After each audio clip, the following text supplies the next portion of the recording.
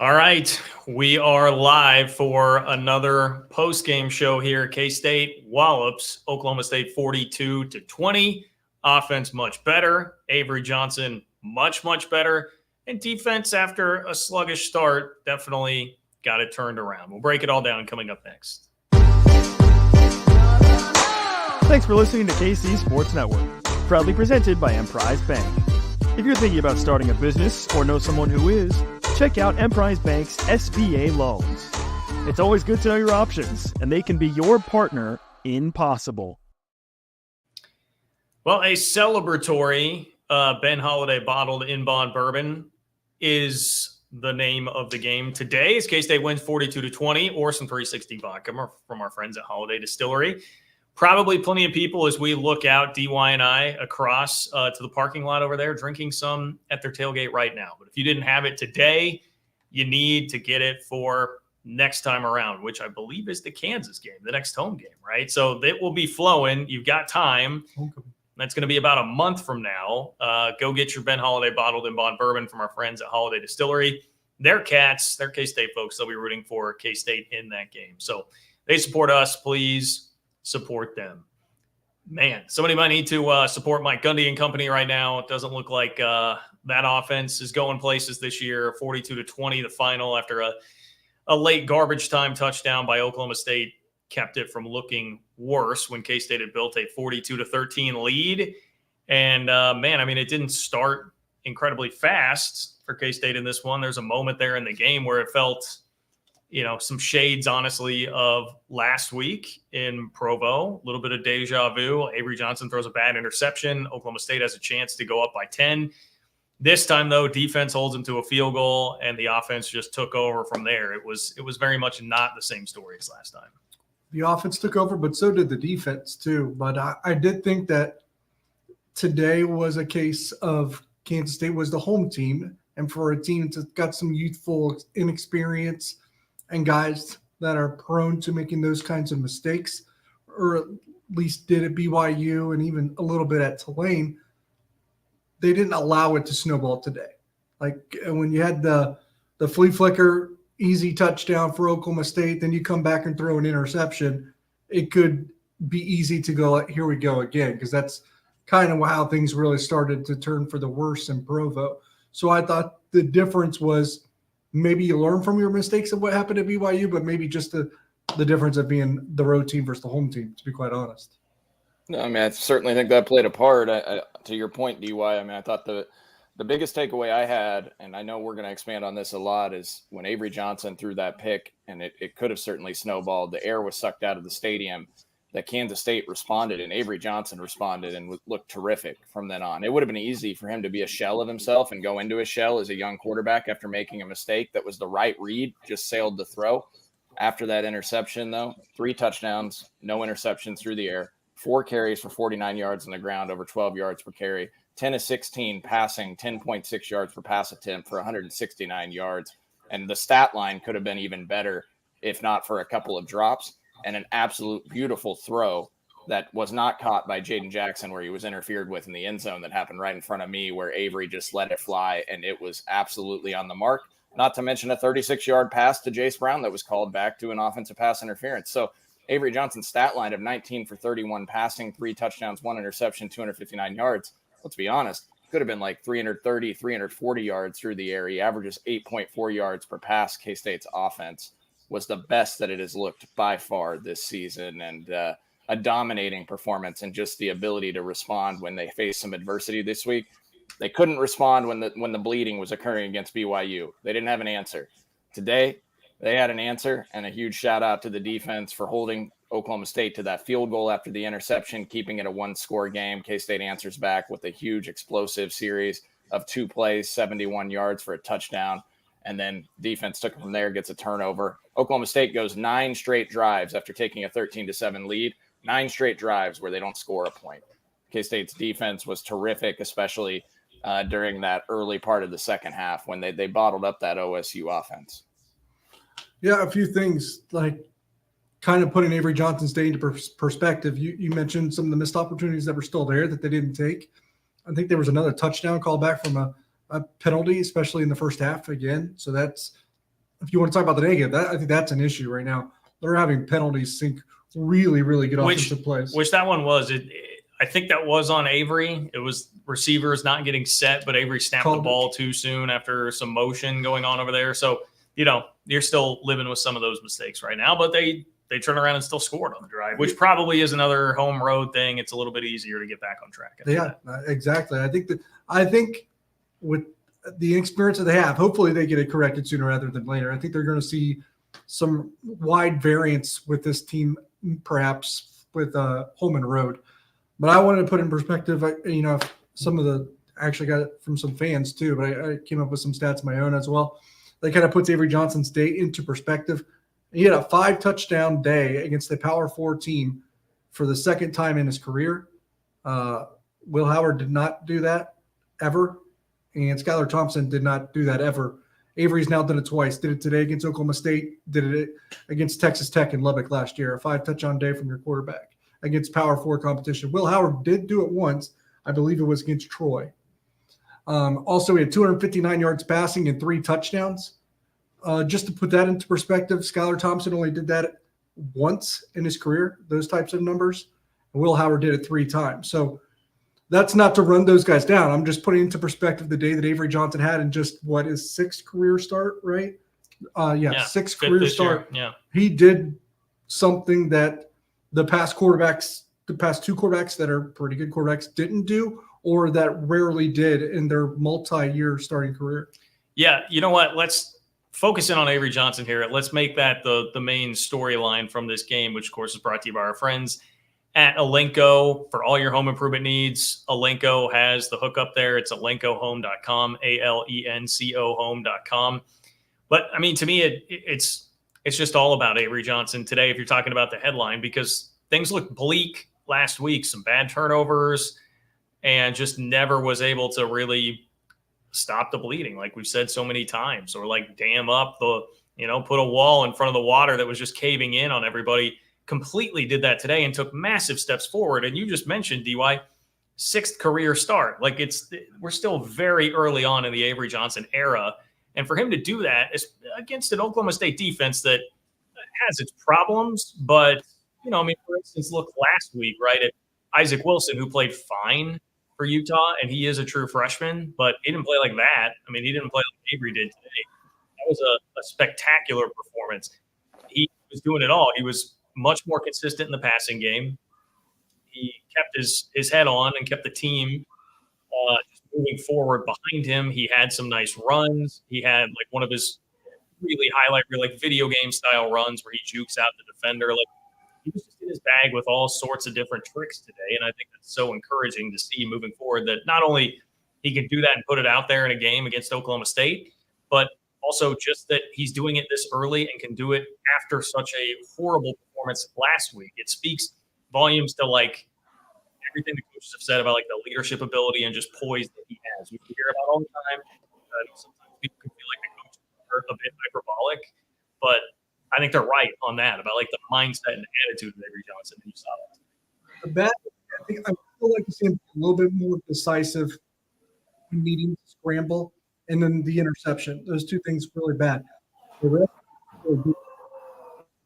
what I like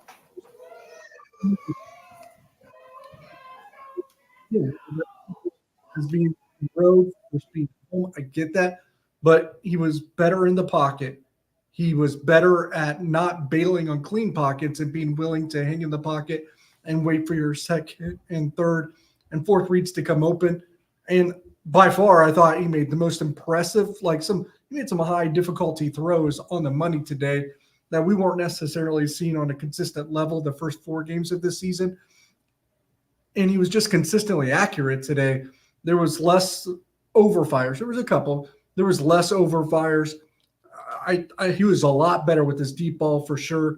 The short throws, still probably a work in progress on that. He's always been pretty good at the intermediate. Today, I thought he took a giant step forward in his downfield and vertical throws.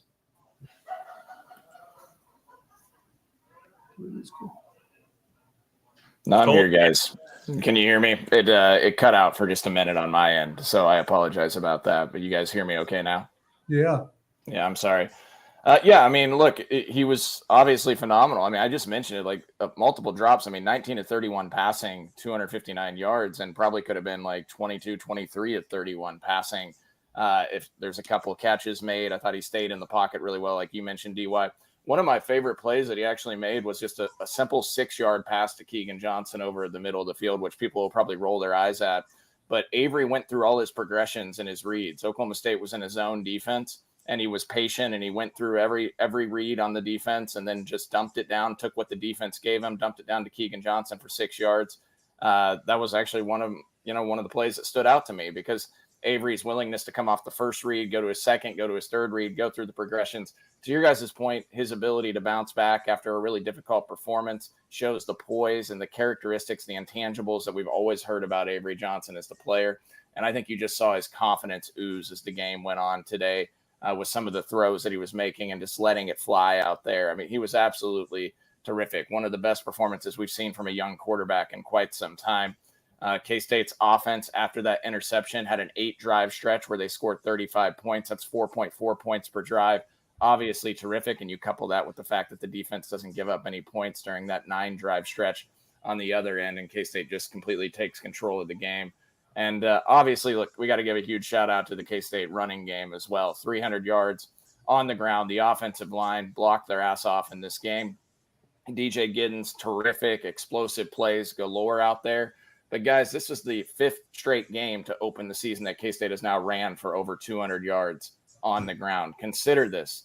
K-State has now ran for 6.9 yards per carry on the season. That's what they're averaging through 5 games. The school record for yards per carry by a K-State offense in any season was set in 2016 at 5.27 yards per carry.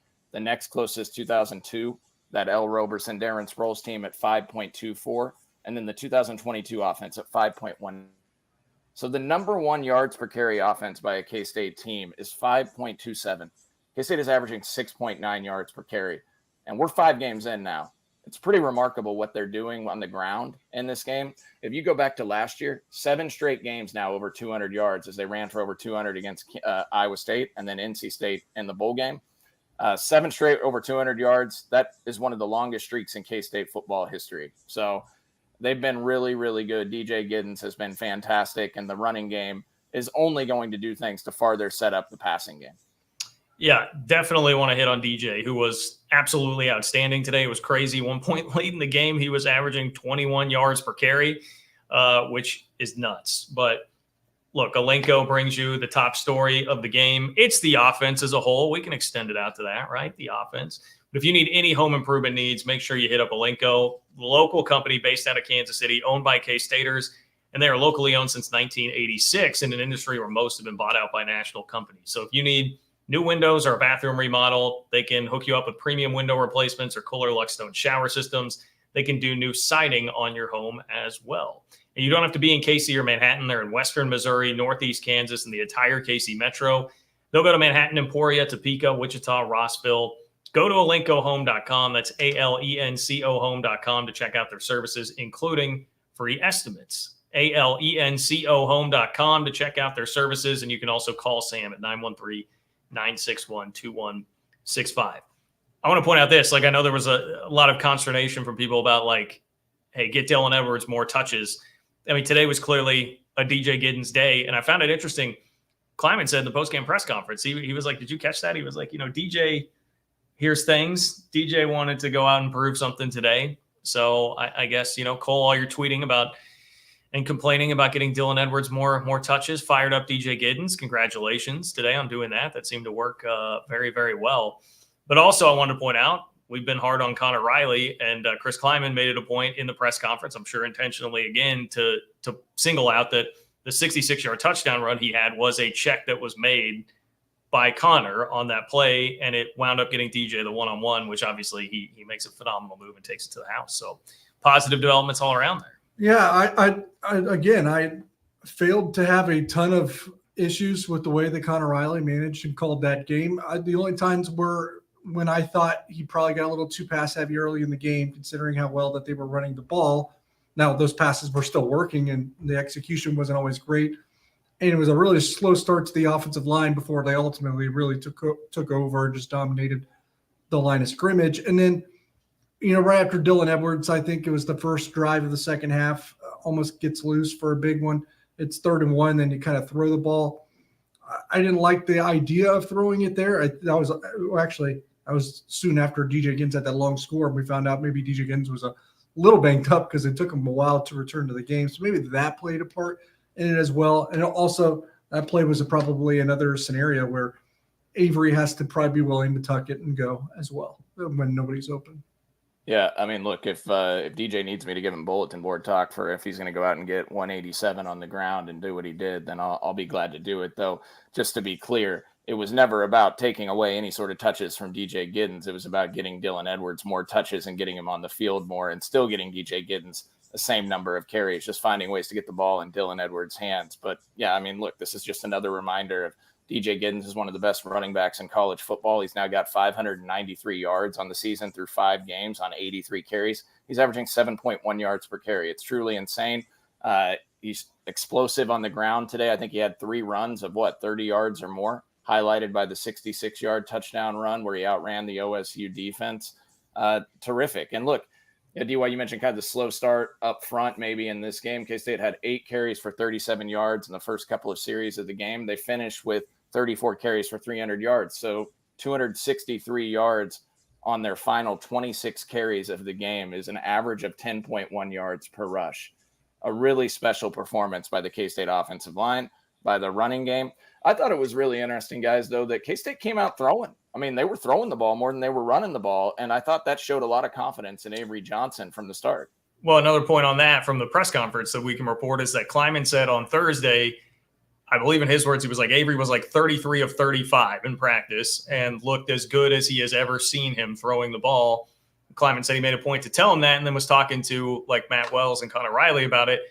And they decided to come out and be more aggressive in the passing game basically because of that, because of how he looked in practice. So I know sometimes like people say like, oh, great practice. I saw one fan, I think it was TCU mocking Sonny Dykes for always saying like, oh, we've been looking sharp in practice this week. But it does sound like that was something that happened and Kleiman took it and used it in the game. I get it. I just thought that probably in those sequences when Oklahoma State takes that 13-7 lead, I was like, all right, it's probably time to get back to the running game. That's what it felt like.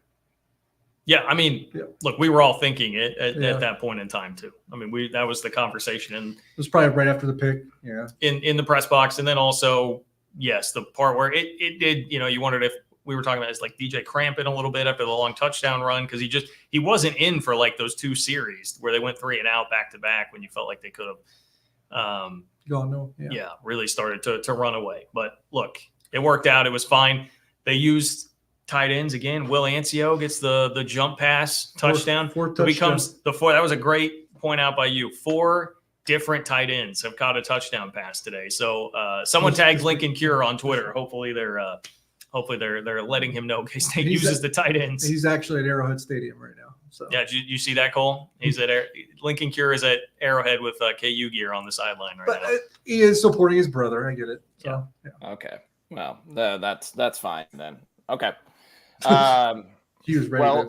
I was. You guys almost baited me into saying something there. K-State had 530 yards of offense on the first 54 plays of the game as well, guys, which is 9.8 yards per play. Then the last 11 plays kind of shrunk it down when you look into the garbage time numbers as it shrinks K-State's numbers in terms of explosiveness. But this was the most explosive K-State's been offensively this year. We talked about how much more they needed to get explosive via the passing game. They were already pretty explosive in the running game, but today, a lot of explosiveness when it came to the pass. You had the 35-yard pass to Keegan Johnson in the second half. You had the 55-yard touchdown pass to Jace, 22-yard pass to DJ. K-State had 5 plays over 30 yards overall. They had 9 completions of over 10 yards. K-State was dynamic offensively and tons of home run type plays. And again, could have been more if Jace Brown's 36-yard pass near the end of the first half wasn't taken off the board by an offensive pass interference, which sounds like just from maybe Curry's in-game assessment after seeing a replay, probably the right call. Though, I don't know. I didn't get a good look at it, so Cole, you're not gonna put your faith in in Curry? I'll say this. I get what Curry's saying because he probably didn't sell it enough, but he literally was going to a point on the field that I think he has a right to. That's why I think it wasn't necessarily the greatest call. Going back to Avery's 33 or 35 in practice on Thursday, was that the number? Mm-hmm. Is it because the secondary is not good? I kind of wonder about that a little bit. Obviously, they figured some things out eventually, but a really, really rough start from the defense where Oklahoma State, I think first 5 drives, they get them all into Kansas State territory. There might have been a 3-and-out in there with the Jacob Parrish big hit, but Kansas State really probably fortunate that Oklahoma State, for whatever reason, didn't stick with the RPO game that Kansas State seemed to be struggling with regularity.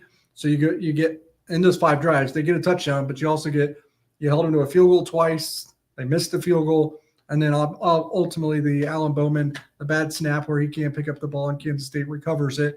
And from there, it's all K-State. Like you said, Cole, the 9 drives before garbage time, Oklahoma State went fumble, 3-and-out, 3-and-out, interception, punt, 3-and-out, interception, turnover on downs, punt.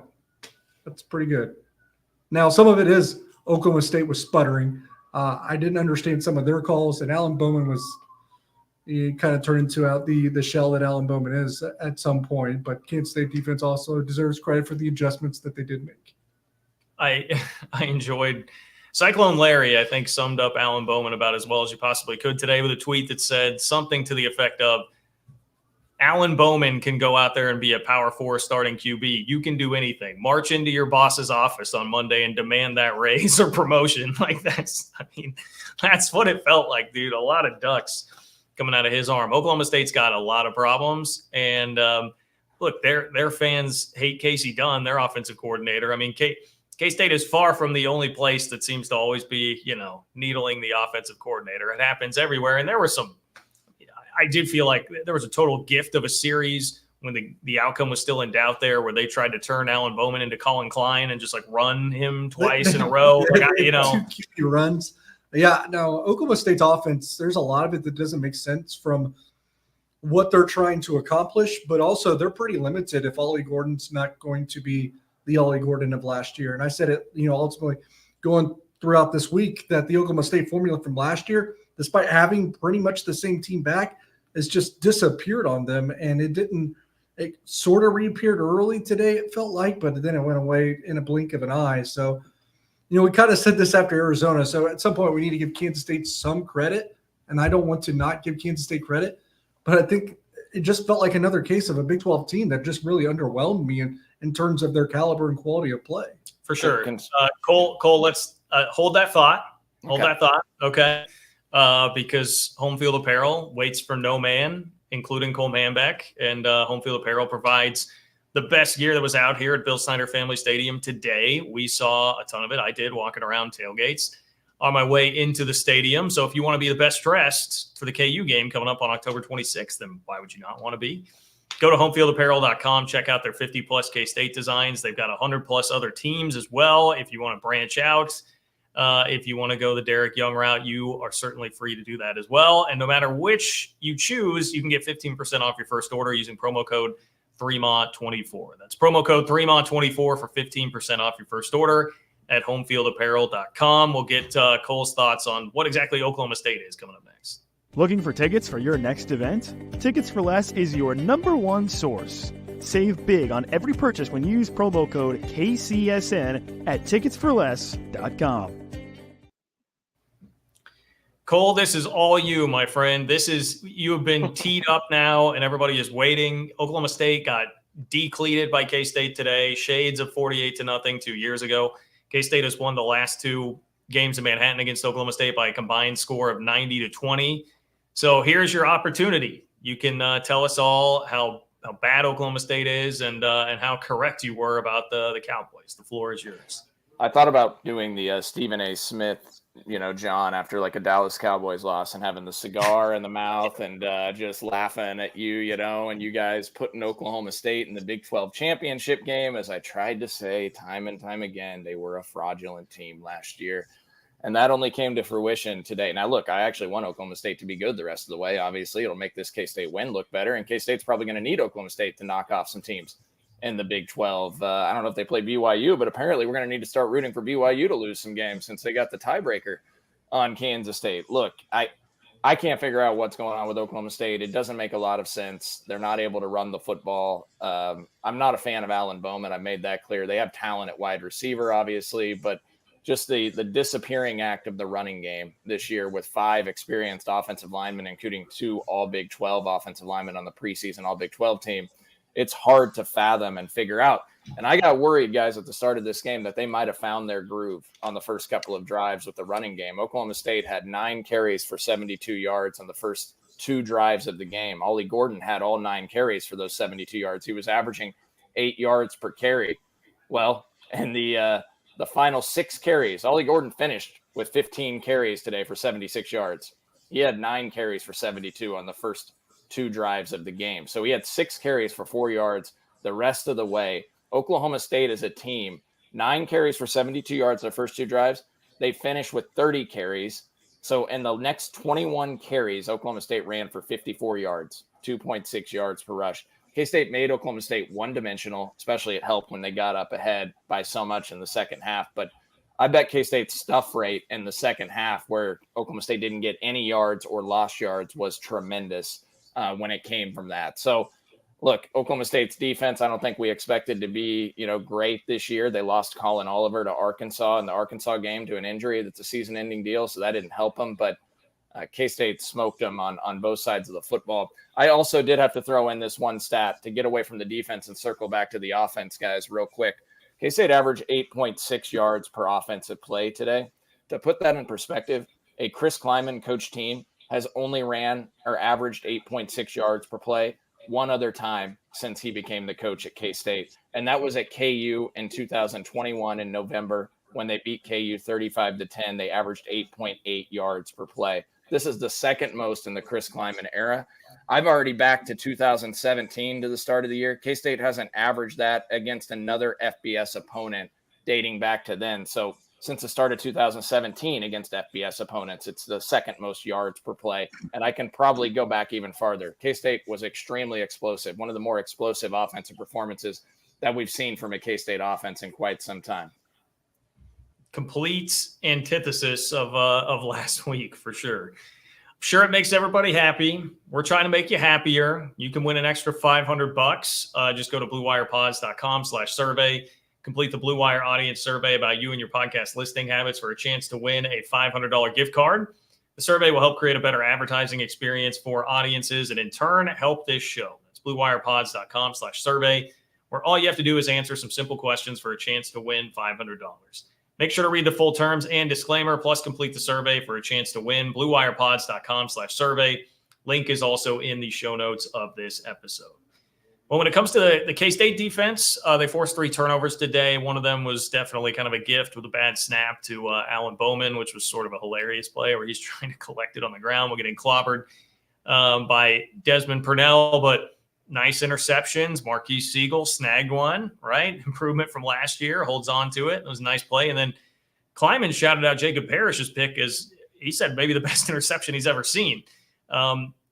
Again, sometimes hyperbolic, but he was very happy with what Jacob Parrish did to pick off that ball in the end zone. Oklahoma State's offense is kind of anemic. We all know that by this point. It's way more than a trend. They're just not very good. Where do we sit on what the defense actually is now after the slow start, then turning it back around, but also taking into account the caliber of team that they've seen in both Arizona and Oklahoma State? I felt relieved in the second half that they were able to play man coverage a bit better than what we saw earlier in the game. Like Kleiman said, Jacob Parrish's coverage in that end zone interception was really impressive. Just the positioning that he had and just being on that guy like a blanket and then getting in between the wide receiver who's much taller than him and the ball. I thought that was a really impressive pick. Marquise Siegels was probably more just kind of thrown to him. And then Bowman, obviously, the fumbled snap. So, but there was a couple other balls, and maybe it's just that Alan Bowman is just a beleaguered quarterback. Don't get me wrong. But there was a couple other times where I was like, man, the secondary is just felt like they were just baiting him into a certain throw. Like Keenan looked like a center fielder at one point on a throw. He wasn't able to corral in the interception, but damn near did.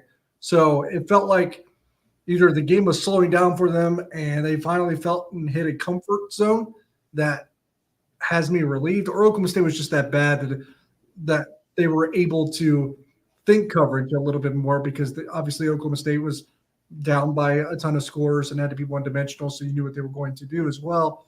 And for some reason got out their RPO game. So when it wasn't RPO, Kansas State looked good. Now, in the early going part of it, I didn't feel good about where they were as a defensive unit, especially in the secondary. So I guess you asked me my overall takeaway, how I feel about the defense going into the bye week and then playing Colorado right after that, I believe, on October 12th. I probably am not in a great spot with the secondary. I'm hopeful that the second half is a sign of things to come, but my fear is that it was just Oklahoma State not being good. I thought Jacob Parrish played one of his best games. I mean, Jacob Parrish was phenomenal out there. Not just the interception, which, by the way, he was interfered with. I mean, that's what makes it even more incredible. He's getting tackled as he's making the pick. It could have been offensive pass interference. Should have been offensive pass interference. An incredible interception. He was there all day, glued to his guy. I thought Parrish was terrific out there. K-State rotated a lot of guys. Dunbar got a significant amount of snaps at corner. I believe Justice James was out there. They were rotating guys in and out. Obviously, some miscommunication in the secondary a couple of different times and some very frustrating moments. Once again, a trick play works against Kansas State. That's the other thing about the defensive effort. I mean, almost 80 yards come on one play, and Oklahoma State doesn't get a touchdown if not for a trick play, unless you count garbage time at the end of the game when they score with a couple minutes left. And so their only touchdown comes on a flea flicker, which K-State does need to get corrected. They have to defend trick plays better. More teams are going to do that against them. But I also thought really good on third down, guys. To start the game, Oklahoma State converted 3 third downs that were 3rd and 7, 3rd and 9, 3rd and 10 and longer. I looked up at the scoreboard at one point because I believe Oklahoma State was 3 of 4 to start the game on third downs. And then I looked up later in the fourth quarter and they were 4 of 15 on third downs. It felt like K-State was maybe holding to 1 of 10 on third downs, just forcing them to get off the field every time. A really promising sign.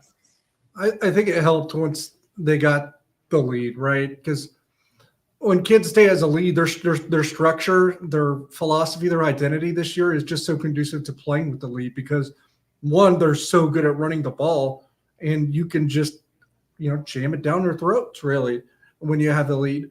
But two, when you have the lead, you make the other team one-dimensional. You know that they're going to throw it. You don't have to worry about a running game.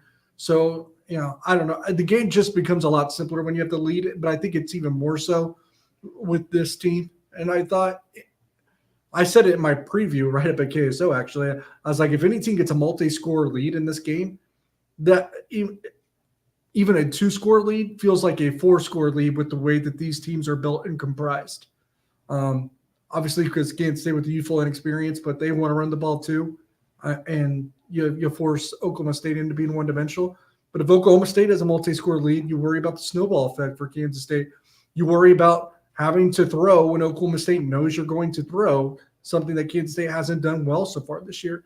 So I thought that was a huge key going into this game, and fortunately, K-State was the one to be able to do it.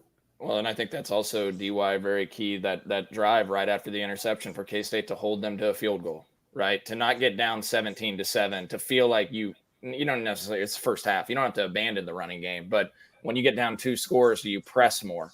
K-State holding them to that field goal and then answering back with a 32-second touchdown drive to get right back on top and take the lead and then get the turnover. And look, we talked about turnovers. It's such a key factor for Kansas State.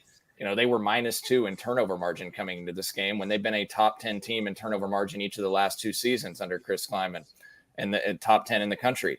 Well, today they finished +2, 3-1 in turnovers. K-State had only forced 3 turnovers on the season. They get 3 today in game 5. Now, yes, one was kind of gift wrapped to him with the fumbled snap and exchange there, which was a huge play in the game because Oklahoma State was going right back down to take the lead back. And then K-State gets the ball, and then they go down and score and get the home run play on the 55-yard touchdown pass to Jace Brown, which, by the way, shout out to Jace Brown for making a really nice adjustment on that ball. That is not an easy catch. Good job by Avery finding him. Sounds like a play maybe Curry Sexton and I should break down on the review pod that we do later this week to see how Jace got so wide open. So that seems like something we'll probably do there. On the 55-yard touchdown? Yeah. Defender fell down. Defender did fall. He did fall? Okay. Yeah. I didn't know if he had popped open earlier than that, though, if he had a few steps on him or if it was really just a defender. I thought he was open. I thought he was open, but I didn't look at it real closely. But a defender definitely fell. How about the spreading around to Kansas State's wide receivers today, guys? So you just talked about 4 different touchdowns to tight ends on the season, DY, but Jace Brown 4 for 78. Jaden Jackson's first emergence this season, because I think he didn't have a catch coming into today, did he? And he has 5 for 55. And today's might have game, had like a cheap catch or two. I'm not sure. Probably, maybe not. Something I joked about, I guess. It's funny. Obviously, we saw Dante Cephas essentially get benched or kind of get demoted to an extent when it comes to his snap count. It's been slowly working that way, and I think we saw the culmination of that today. I kind of joked, and maybe this is true, maybe it isn't, but Jaden Jackson looked at Dante Cephas, seeing his playing time cut. It was like, oh shoot, I'm next, and that's why he played so well. He had 2 catches for 14 yards before today. Okay. I think one was like a jet pass, right? Like that's what I'm saying. Yeah. A few cheap catches. So and then Keegan had 4 for 52 today. All right. So those 3, Keegan, Jaden Jackson, Jace Brown, combined for 13 receptions for 185 yards, if my math is correct. 185 for those 3. Then you add Ty Bowman into the mix, and that's 14 catches from your wide receivers for 204 yards. In this game, which shout out to Ty Bowman. The first play design of the game is designed or scripted for walk-on, the special teams guru, that makes a 19-yard reception right out of the gate to start the game in case it goes down the field on a 14-play drive and gets a touchdown. So you got more from your wide receivers today. You spread the football around really well. Avery was on his game. Just an absolutely terrific performance. He just had, like, we've been telling everybody said, like, Avery Johnson is a phenomenal talent, obviously, but to see what he did today in a situation where he needed to respond, he needed to help lead his football team to a win. It's just a remarkable thing for a young player coming off a struggling performance. Like we already said, like we cannot emphasize it enough how well he played today, especially. And look, he was playing well before the interception today. Every throw he had made, I liked what he was doing out there. Then he makes the one mistake. Like he hardly had any mistakes in this game. He was making the right reads. Now there actually may be a couple times when he could have pulled it down and ran, and I've been like wanted him to do that, but certainly so dynamic, so poised out there, and a really encouraging thing. And now you get a bye week and a chance to get better. I haven't seen it yet, but I think we all would probably have this assumption that was the most Dylan Edwards has played this year. Yeah, he got on the field a lot. Yeah. He was on the field a lot at BYU too. They just didn't get him as many touches. But Colt, what a huge day today for your Keegan Johnson over/under. I mean, that thing still on life support, and it gets a nice little bump today. How are we feeling about the? Because I saw, and I'm forgetting who it was. It was tweeted to us. Who tweeted it to us, Cole? Someone was keeping track. Sklar? Yeah. It's Matt Scar. Yeah, Matthew Scar. So he's got the over/under tracker, which by the way, I think DJ Giddens over/under tracker is going to hit on rushing yards. By the way, guys, it might hit by the KU game. He's almost halfway to what he was last year over 13 games, counting the bowl game through 5 games this year. He's at 593 on the season on 83 carries, 7.1 yards per rush, as I mentioned earlier in the show. So I don't know what's that put Keegan at, like 150, 60, 160 yards receiving, something like that? No. One thing I will say about DJ Giddens is the difference and probably the biggest factor into that yardage from last year to this year. Correct me if I'm wrong, because I'm really just going off feel and vibes, is that DJ is a lot more explosive this year. Doesn't necessarily have the top end speed, so sometimes isn't able to pull away from defenders, but he did today on a 66-yard touchdown, although it was pretty weak tackling effort there at the end where it looked like they only cared about trying to knock the ball out rather than bring him to the ground. Cole, I've got some bad news. It's only 109 yards for Keegan Johnson. No, that's not counting today though. That it didn't is. count. It is. No, it's not. It's definitely not. He was over 100. Some of these leave off the FCS team. Did it not? No. Yeah, so you got to sometimes, like if you're on ESPN, John, they don't refresh today's game. So you have to add yards. Okay, you're right. I went to the game log and it has all the games logged, but you are correct. The total wasn't updated. Okay, so then it would be 161, Cole, 161 yards. But and 14 receptions. But Keegan's playing well, and he's playing good football for this team. Hopefully they can continue to build on that. So DY, you just mentioned DJ, right? And the explosive runs. Last year, DJ Giddens was top 15 in all of college football in runs of 10 plus yards, right? But he didn't have the 20, 30, 40 plus yard runs. Like I think he was right around like 40, 50th in that category when it came to the more explosive plays. Now 10-yard runs count as an explosive in the running game. And when you look at statistically, he was top 15 in that last year. But this year, there's more home run type plays to your point. Today alone, 37-yard run, 31-yard run, 66-yard run, a 22-yard catch in the passing game by DJ. Like you mentioned earlier, guys, 7 carries for 153 yards on his first 7 touches. He's averaged 22 yards per carry.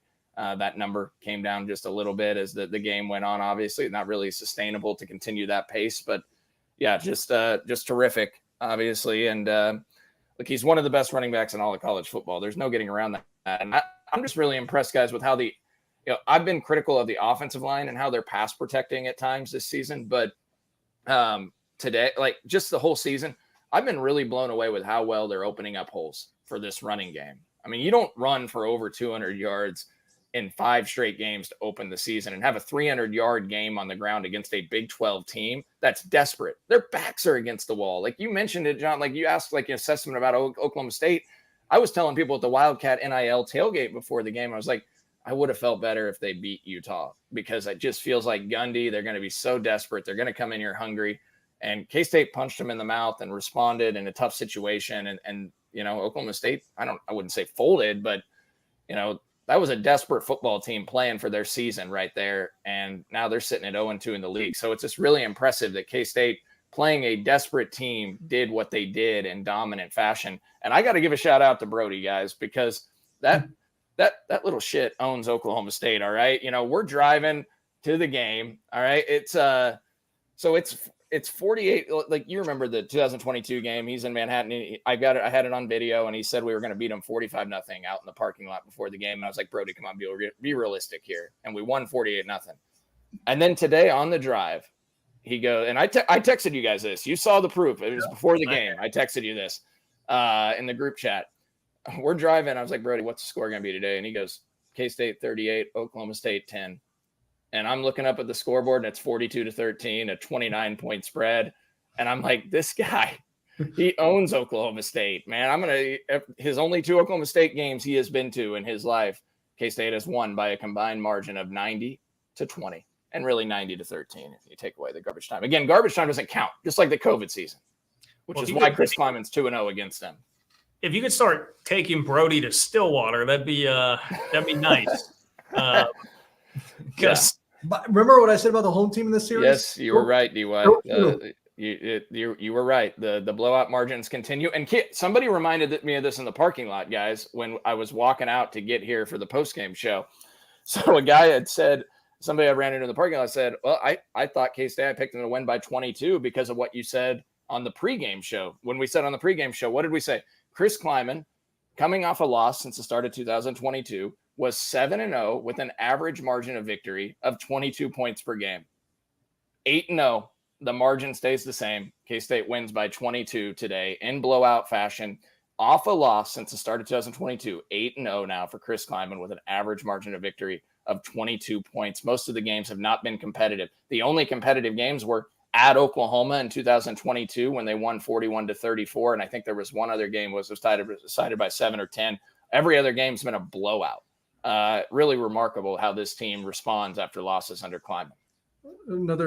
Just a funny detail about what I was talking about with the home team kind of just being dominant in this series and not just winning, but winning by a lot. And this is not firsthand. So this is coming from someone else that was kind of like on the Oklahoma State sideline before the game when Mike Gundy was walking out. Someone's like, what do you think about the game or whatever? He's like, well, this is a really cool place. He's like, but I effing hate playing here. That's what he said. He's like, I freaking hate playing here. Like Gundy said that or someone else said that? Okay. Someone was asking Gundy, he's like, oh, what do you think about this place? He's like, it's a really cool place, but I freaking hate playing here. But he didn't say freaking, I'll put it that way.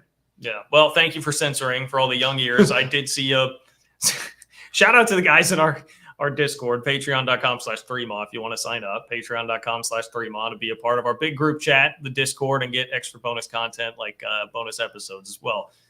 But they had in the good old Real Cats of Genius chat a nice screenshot of some social media. Fans not pleased with the language in the music before the game. So, yeah, we had that. Now, it doesn't seem like Brody really minds at all, Cole. So, Brody embraces that lifestyle. I actually just remember the one clip.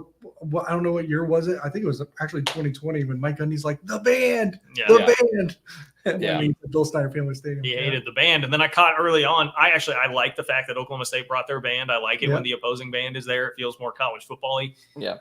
But there was a moment where they were playing when K-State was snapping the ball, and I was like, Gundy, come on, man. Get your band together.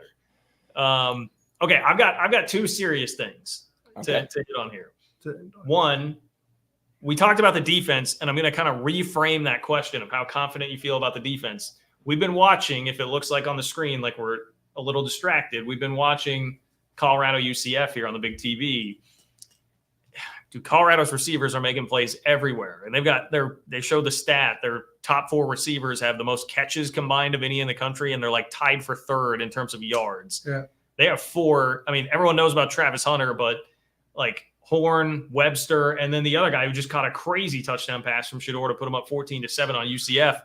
Like, they've got playmakers at receiver, dude. And I will tell you, I still don't feel very confident in the secondary. So I am worried. Cole, I know you've been bullish on K-State drilling Colorado and Boulder, but road game and the K-State secondary against those Colorado receivers does have me concerned, man.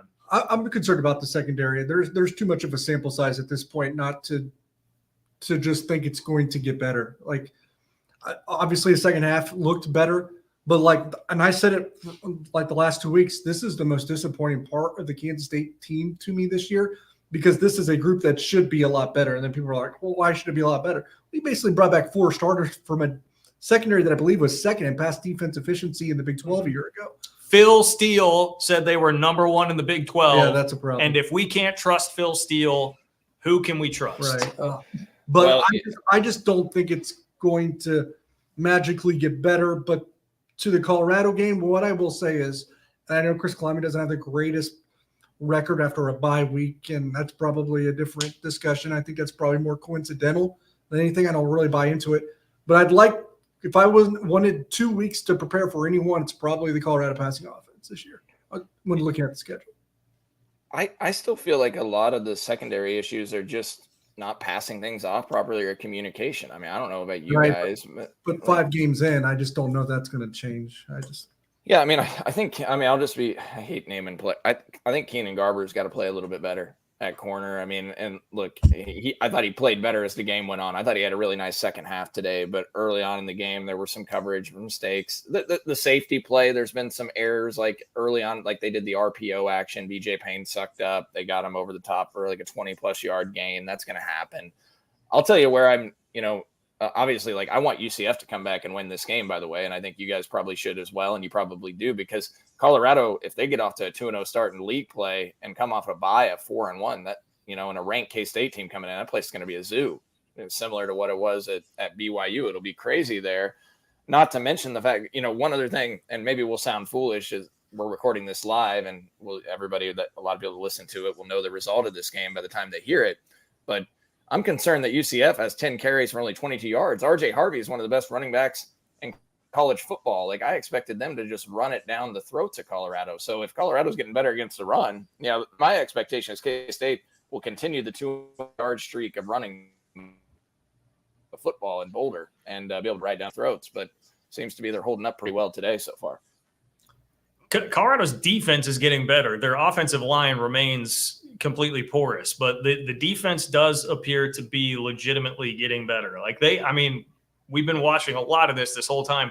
Colorado looks pretty damn good. I mean, they're 21-7 right now. Like, all the Colorado haters, like, I got called a Colorado hater just for saying they'd be like a 6 or 7 win team this year, but they look solid, man. What I will say about Colorado is, like, when you have a chance to step on their throat, you better do it, because if you're in a tight game with Colorado late, they have the top end, like, playmaker ability to make the difference making plays late in the games, like we saw last week with Travis Hunter and Wester, right? So I think that's the key when you play Colorado. It's like they're going to give you chances to step on their throat, and you got to do it. Because if it's a tight game late, like I don't really love the in-game coaching of Deion Sanders, but in a tight game, like their big-time players just make a play, and that's the difference. That's the risk you run into in a tight game against Colorado. Travis Hunter is that good. He can change a game by himself, even though it's an 11-on-11 game.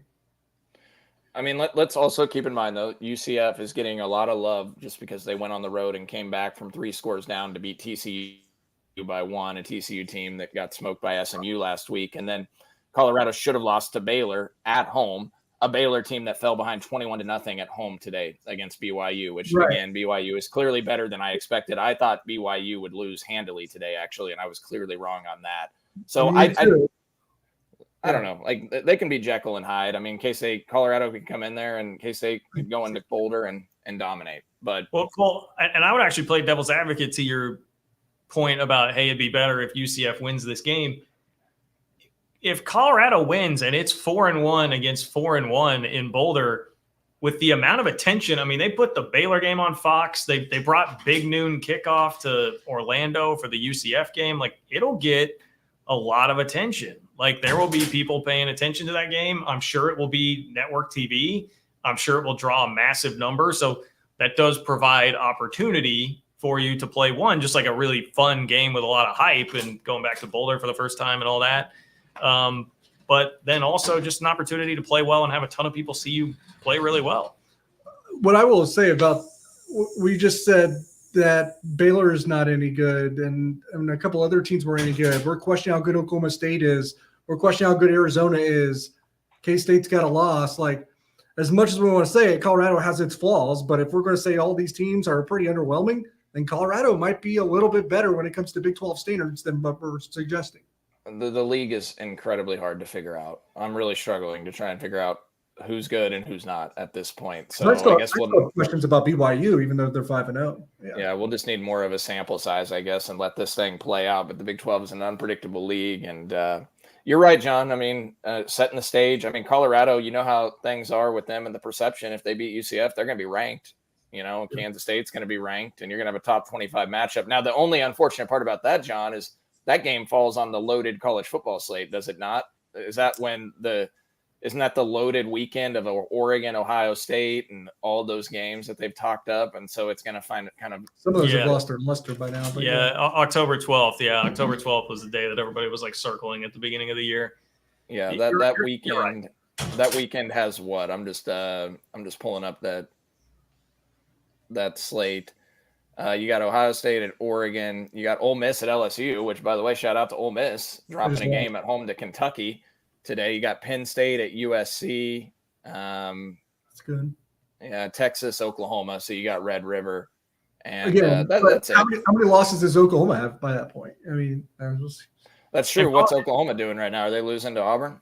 I don't actually know. Auburn's up 14-7 at half. Just found it. So. Well, in Colorado just draws a big number no matter what, man. Yeah, like the casuals are going to follow them. Like, you know, they did like 3.6 million against Baylor last week. I like to say this because I'm a huge Oklahoma hater. If they lose to Auburn, they're in danger of missing a bowl this year. They will miss a bowl if they lose today. They absolutely will. I went through their schedule. It's a loaded slate the rest of the way. Somebody asked in the chat, Colorado does have a bye next week. So both Kansas State and Colorado will have a bye before they match up in Boulder. Now, I trust Chris Kleiman. I know you just said he hasn't been a good off a bye. DY, and that's a valid point. I mean, there's no getting around that case. He doesn't perform well off a bye, but I think I trust Chris Kleiman using those 2 weeks better than I trust Deion Sanders to prep. So, you know, hopefully they'll use a couple weeks and clean up the secondary things, because I think K-State will be able to move the football. And if you don't turn the ball over, if K-State wins the turnover battle, I can't remember the stat I pulled. I think Chris Kleiman now 23-4 when they win the turnover margin battle, or maybe 26-4. It's a really good record, obviously. And so just take care of the football, go there, run the ball down their throat. We'll have plenty of time to analyze that game. But just a huge win that Kansas State got today against the Cowboys, and had to have it.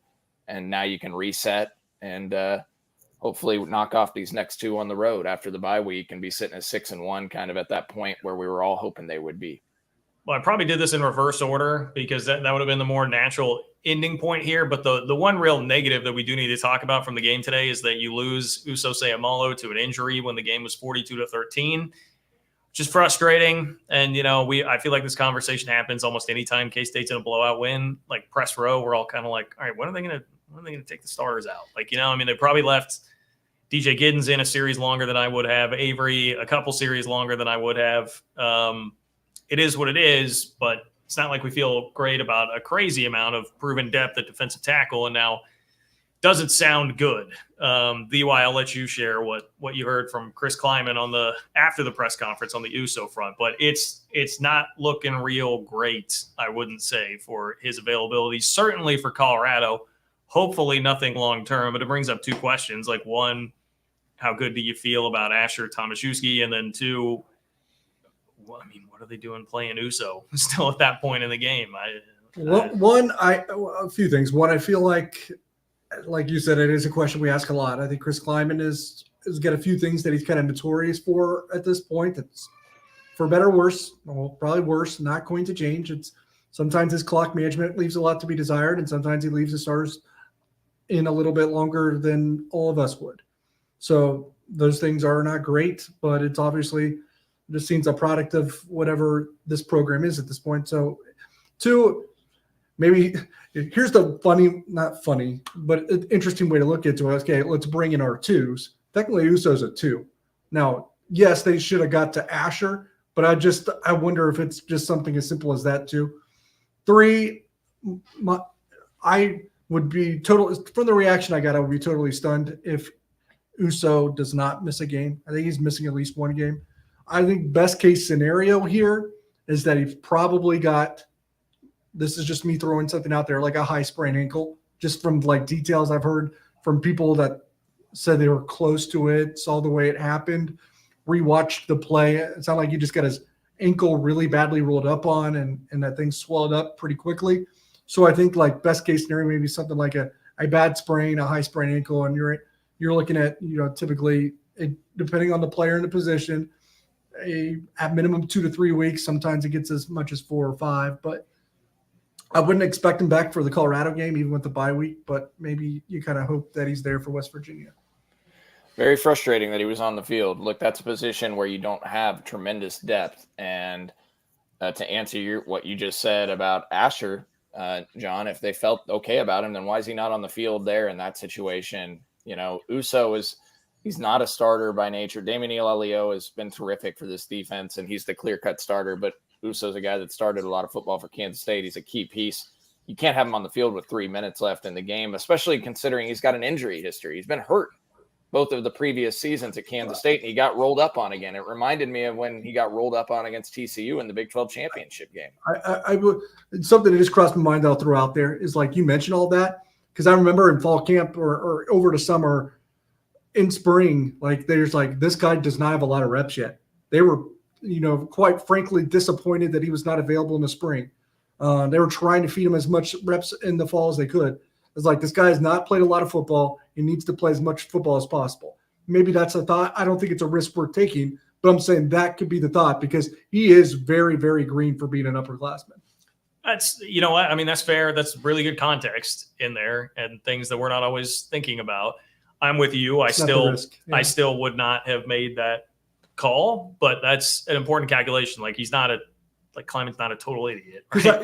Because it kind of comes back to me, like, what last week, there was a point where I was like, man, when the game was out of hand at BYU, I was like, man, I'd have Avery Johnson out of the game. And Cole's like, I'd have him in the game because he needs those reps. So I'm wondering if it's a little bit of that kind of conversation today when it comes to Uso Seumalo. Well, I had the same reaction, though, with you guys, like the Arizona game when DJ Giddens is getting 3 straight handoffs up by 24 points. And I know they were probably trying to continue his streak of getting over 100 yards, but it's not worth the risk in that situation to have him taking extra hits. And so I'd like to get some other guys on the field, but you're right, DY. I mean, that's a point that's been talked about, that Uso needs more repetition at nose tackle. He's still a raw football player in nature because he didn't start playing football until late in his career. So it's a valid argument. It just sucks. Look, football injuries happen in football, and K-State's been relatively fortunate so far this year in terms of health.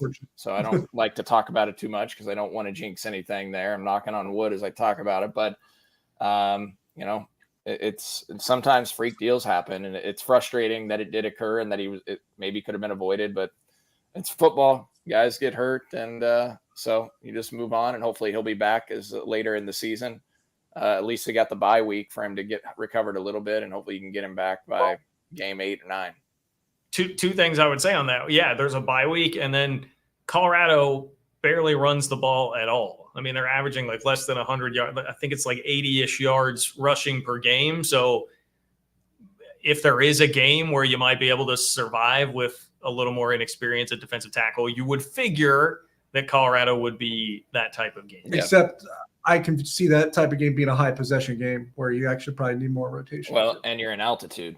So you're playing in the mountains again. So you're going to need to rotate more. And, but yeah, that's a good point too, John. Colorado struggles to run the football. Now, the following week, you go to West Virginia, who does run the shit out. They run the football a lot. I mean, Garrett. So that'll be different. Garrett Green, Jaheim White, LJ Donaldson. That's a different story. I'll be curious where West Virginia is at that point in the season. But yeah, no, there's a chance West Virginia has folded. They're on a bye this week, right? But there's a chance they folded up shop. Just like if I was anyone in the Big 12, I'd be salivating at the thought of getting Baylor right now. That quit factor in Waco has a chance to be pretty high. Yeah. West Virginia has a bye this week, and they go to Oklahoma State next weekend. Be interesting to see how Oklahoma State bounces back, and then they host Iowa State the following weekend. And, their schedule just awful for them. Yeah. So. What the hell is TCU doing there on 3rd and 16, man? I mean, that's like cut and paste TCU every week. What the hell are they doing, dude? For real? Yeah, TCU that is Sonny Dykes. Dude. They play in the wildest freaking football game every freaking week.